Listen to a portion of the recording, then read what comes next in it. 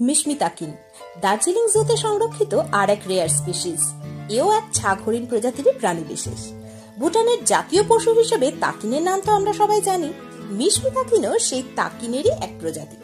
পাহাড়ের ঘন জঙ্গলে থাকার দরুন ক্যামোফ্লেজ তো এদের করতেই হয়, তাই বিপদ বুঝলে এরাও হরিণের মতোই এক অ্যালার্ম কল দেয় সঙ্গীদের, আর তারপর ঘন ঝোপেঝাড়ে লুকিয়ে মাটিতে শুয়ে পড়ে পারিপার্শ্বিক পরিবেশের রঙে মিলিয়ে যাওয়ার জন্য।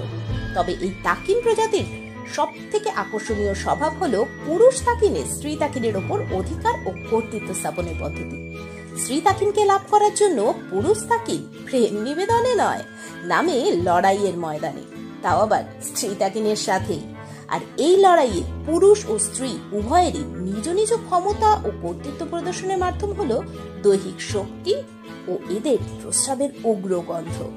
হ্যাঁ, এই গন্ধেই কিন্তু হার মানে অপেক্ষাকৃত দুর্বল পক্ষ।